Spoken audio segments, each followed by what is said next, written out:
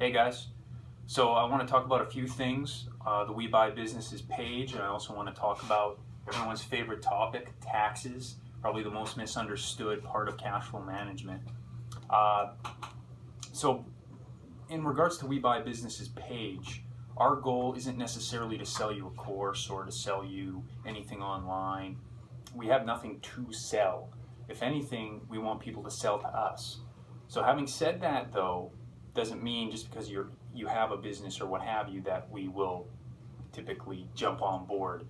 Usually I can evaluate 100 or 200 different sets of financials before we even make an offer, let alone anything else, anything in terms of acquisition. So the main purpose of the page then, with all that said, with all the craziness in the background there, the main purpose is to just provide you guys with as much value as possible, even if it doesn't get us that next company or doesn't increase deal flow or whatever. As long as we can improve some entrepreneurs out there, maybe get you to make your first hire or get your 10th hire, or improve your net margin by a 0.5% point or 2%, 2% point. So whatever we can do to help you guys out, that's kind of our goal. It's kind of a nice way to give back, and at the same time, hey, there is that probability, that slim probability, that it can help us buy that next company. So moving forward then, I want to talk about taxes, and the most evident is that 90% of the time, Jim down the street, let's say, Jim down the street, he gets a CRA envelope or an IRS envelope, and he starts freaking out, and emotions just go sky high. He starts just freaking out. And in my experience, and I've seen this hundreds of times, when emotions go up like that, intelligence typically drops. Now that's a problem, and I always try to encourage entrepreneurs to find creative solutions, efficient, timely solutions, and the best way to do that is maintain your intelligence. And obviously that means you need emotional intelligence, and that's a whole other topic of discussion, and I'm not going to go down that rant, but I am just going to point that out. Before we even get into the nitty-gritty of taxes, most people just freak out. It's not pre-planned. It's not, for example, Jim down the street, I've literally seen this happen. The accountant will call him up 30 days before his year end and go, look, Jim, the hypothetical Jim, you need to spend $50,000 or else you're going to pay some tax. And Jim starts freaking out because he doesn't want a tax bill, and he goes out and spends enough to get into a loss. He views it as a great thing because now he doesn't have to write a check to the government, and away he goes. This to me is very dangerous. First off, Jim doesn't have control of his finances. This is a problem. Jim does not control the financial side of his company. Now, here's the thing. Jim could operate for 10, 20 years, make a couple $1,000,000. Hey, who's to really judge Jim? Good for Jim. Jim's happy. That's all that counts. All I'm saying is that's not good for me. That's not how I operate. How I operate is I need full control of finances. If I make the wrong decision, because accountants are smart after all, if I make the wrong decision, it's on me. I learn, improve, onto the next business or the next year end or what have you, learn my lesson, move on. But having full control of every aspect of your company, operations, sales, and cash flow, that can maximize the performance of that asset. And over the course of 10, 20 years, Jim could have made an extra 10, 20 million, 30 million, $100 million. It's so tough to say. So again, accountants are very important, but the vast majority of them have never owned a business. They have a different context, a different philosophy of business, and that's something to be aware of. Again, completely important piece of the team. They are very intelligent. I'm not trying to take anything away from them, but they're not entrepreneurs. That is a factor, typically. There is the odd one, but typically. Moving on, I want to say something just in regards to that context, that philosophy on taxes specifically. And this might offend some people. This might piss some people off. That's good. I mean, as far as I'm concerned, I wouldn't be doing my job if I wasn't.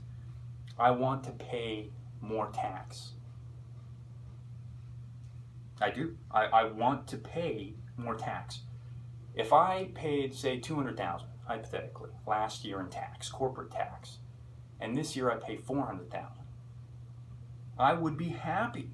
I would be happy, and I would be improving. And here's why. Here's why. So I want to pay more. I do. I really do. That's what I have in our plan, our long trending plan, 5, 10, 20 years out. I want to pay more tax.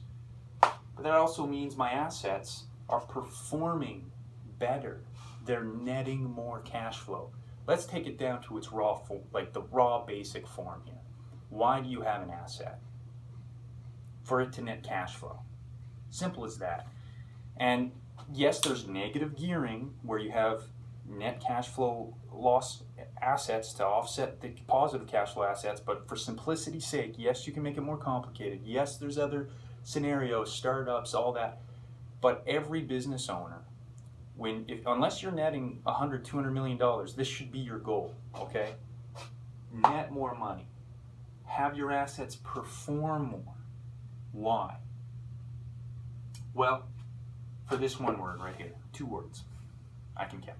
Retained earnings. Retained earnings is the very reason why. Now to back up, I want to pay the lowest possible percentage, okay? I don't want to pay 30, 40, 50%, that's insane. But I want to pay the lowest possible percentage, just more in dollar. That tells me my assets are performing better.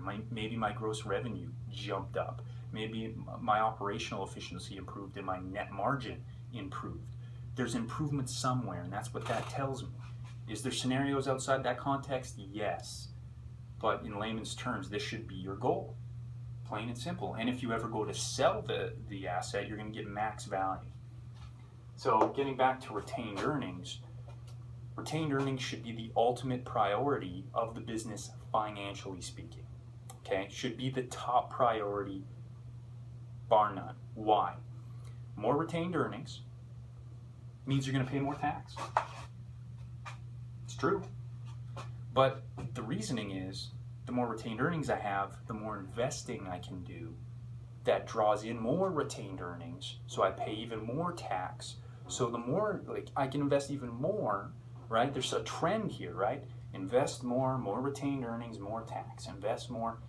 So this is why the long-term view has to be a priority. Don't just think, the next quarter.